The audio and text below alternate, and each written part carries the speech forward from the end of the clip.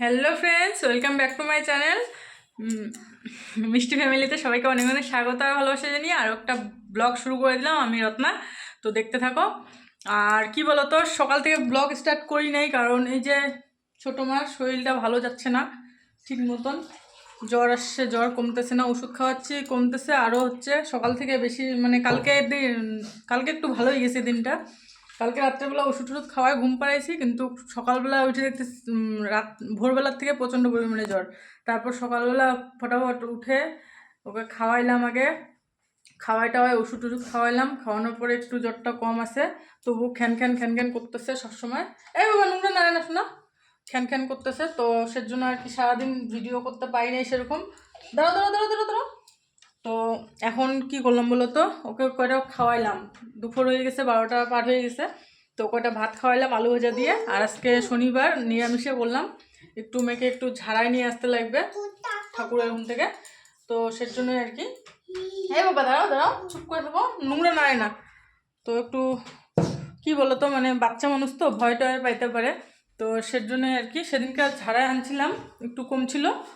তো আরও একবার হয়তো যাইতে লাগবে, সেজন্য আজকে নিরামিষে করলাম। নিরামিষের মধ্যে করছি আলু ভাজি। দাঁড়াও, মেয়েদেরকে আগে খাইতে দিয়ে দিলাম। আলু ভাজাটা হয়ে গেছিলো, তো ওখানটায় জালটা কমাই দিয়ে বসায় রেখে ওদেরকে আগে দিয়ে দিচ্ছি খেতে।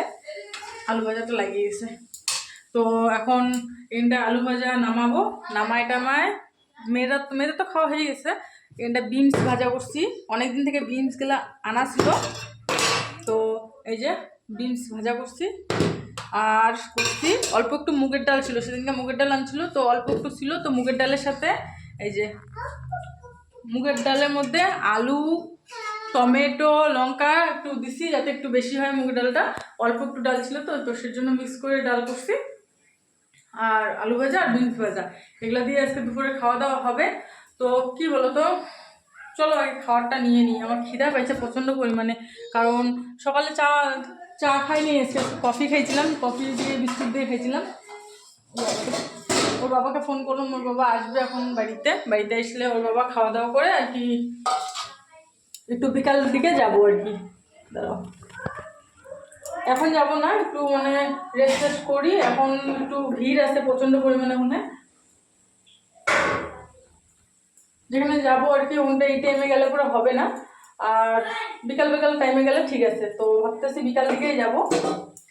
তো সেজন্য এখন খাইয়ে দেয়, মেয়েকেও খাওয়াই দিলাম, একটু রেস্ট করুক, একটু ঘুম পাড়াই। সকাল থেকে না ঘুম পাড়ানোর সময় পাই না, মানে শরীরটা তো ভালো না সেরকম, ঘুমাইলে একটু শরীরটা ভালো লাগবে। আর সকাল থেকে কাজ করতেছি আমি, তাড়াহুড়ো করে কাজগুলো সারলাম, তো সেজন্য ঘুম পাড়ানোর আর সময়টা পাইনি। তো এখন আমি কয়টা খাইয়ে দেয়, ওকে ঘুম পাড়াবো, ঘুম পাড়ায় ঘুম থেকে উঠবে, তারপর যাবো। ওর বাবা অসুখ তো তখন, ওর বাবা বাড়ি এসে চান দান করবে, খাওয়া দাওয়া করবে। তো ওর বাবা আস্তে আস্তে 2টা 3টা বাজে যাবে, 4টা 4:30টার দিকে এরকম টাইমে যাবো। আর কি বলতো, আমাদের কি হয়, বাচ্চা কিছু হইলে না ভালো লাগে না কোনো কিছু করতে। তো সের জন্য আর কি সারাদিন ব্লগ করা হচ্ছে না কোনো কিছু।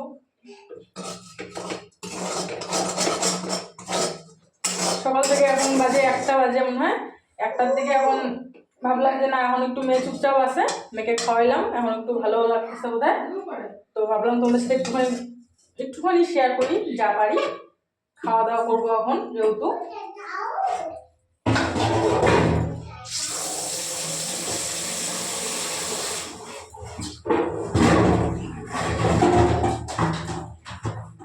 গ্যাসটা মুছবো না এখন, গ্যাস মুছতে গেলে এখন আরো সময় লাগবে। এখন আর গ্যাস মুছবো না, গ্যাস একবারে রাত্রেবেলা মুছবো। যখন রাত্রেবেলা যদি কিছু রান্না করি তো রাত্রে করবো।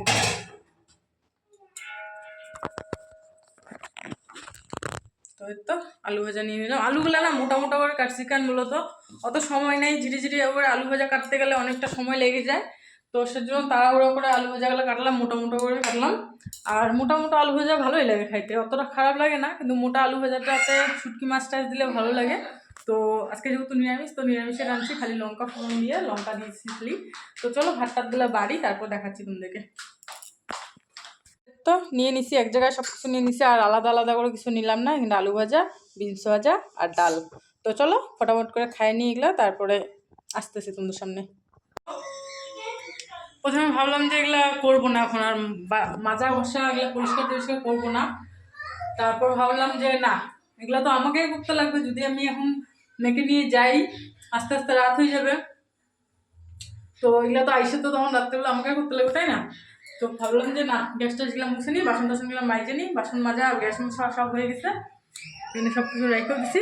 তো এখন একটু করবো, ওই যে কান্না করতেছে, ওনাকে এখন ঘুম পাড়াই না, আমি খালি খাই এগুলো পরিষ্কার করলাম, এখন ধরো মোবাইলটা ছিল যেন চুপচাপ ছিল।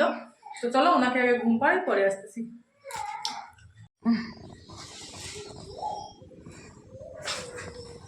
অনেকদিন পরে আজকে একটু দুপুরবেলা ঘুমাইলাম, তাও শান্তি নাই।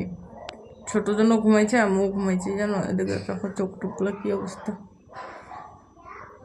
ওর বাবা ফোন করলো, মেয়েকে নিয়ে যেতে লাগবে, ডাক্তারও দেখাইতে লাগবে আরও। তো এখন বড়জন ডাকতেছে, মা মা পাপা ফোন করছে, রেডি হও। আর উপরে ছাদে কাপড়ও আছে, কাপড় নিয়ে আসতে লাগবে।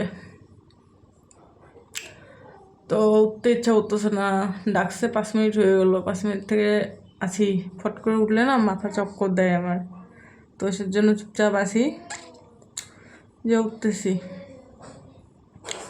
এখন উঠবো, উঠে যাব ছাদে কাপড় আনতে, কাপড় নিয়ে এসে রেডি হব। তো চলো উঠি আগে,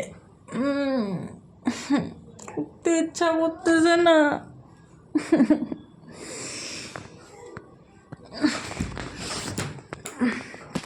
শুয়ে থাকলে হবে না গো, বাবারে চুল টুল খুলে গেছে।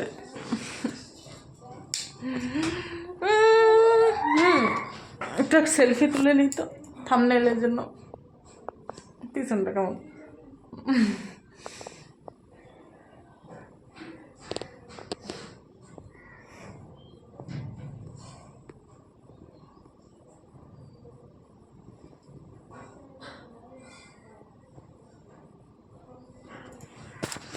চলো ছাদে যাই, যাই যাই যাই, দৌড়ে দৌড়ে যাবো, দৌড়ে দৌড়ে আসবো কেন।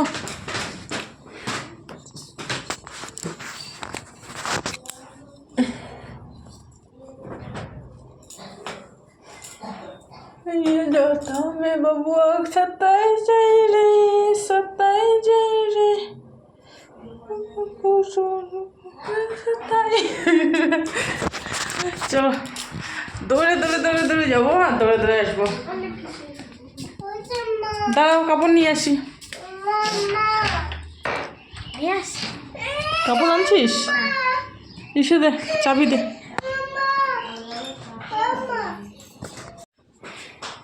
এই তো রেডি হয়ে গেছি, এখন ওর বাবা আসার অপেক্ষা, ওর বাবার অপেক্ষা করতেছি, ফোন করলাম বলতেছে আসতেছি, তো আসুক তারপরে বাইরে পড়বো। এই যে সোনামাও রেডি হয়ে গেছে, সোনামা